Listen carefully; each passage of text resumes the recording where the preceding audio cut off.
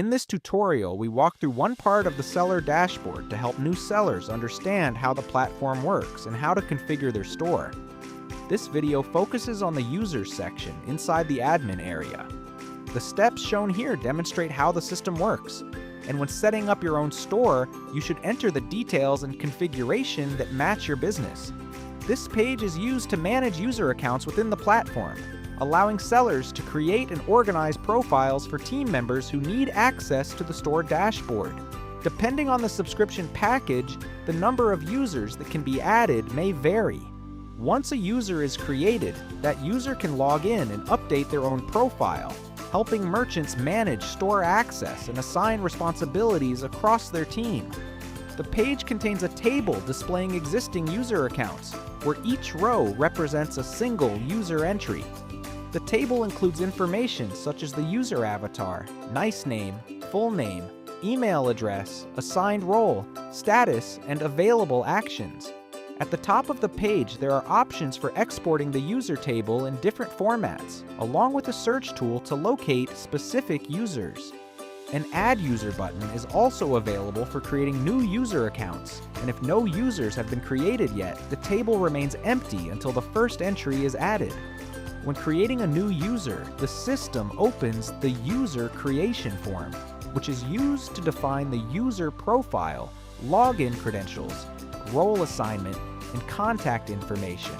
The form begins with the full name field, which defines the complete name associated with the user account.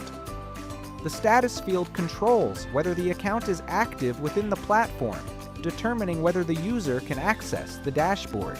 The Nice Name field provides a display-friendly name for easier identification within the system, while the email address field defines the login and contact email connected to the account. Next are the Password and Confirm Password fields, which define the login credentials for the user, followed by the Role field that assigns the user to one of the available roles within the platform. Roles determine what areas of the dashboard the user can access and what actions they can perform. Additional profile information can also be included, such as date of birth, gender, and a biography, which can provide a short description of the user's role or responsibilities within the business. The next section contains the user's address and contact details. Address line 1 defines the main street address associated with the profile, while address line 2 allows additional information such as apartment or building identifiers. The city field defines the city connected to the profile, followed by the zip or postal code, which identifies the postal reference for the address. The phone field stores the contact number associated with the account, while the country field defines the country connected to the profile. The state, province, or region field identifies the regional location within that country.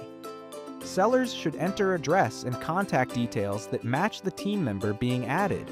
The final field is Avatar, which allows an image to be uploaded for the user profile. Adding an avatar helps make user records easier to identify inside the user list and other parts of the dashboard. Once the user information is completed and the form is saved, the new account becomes part of the user's table and appears in the list of user records. From this table, sellers can view user profiles, search for specific entries, sort the list by different columns, or export the user list if needed. The user accounts created here are used throughout the platform, and each user is connected to an assigned role that determines what the user can access inside the dashboard. Once added, users can log in and manage their own profile information while operating within the permissions defined by their assigned role.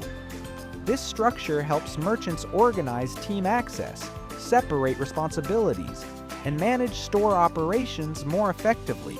That completes the walkthrough for the Users section of the Seller dashboard. This tutorial demonstrated how this feature works inside the platform. Once configured, these settings help ensure the store operates correctly.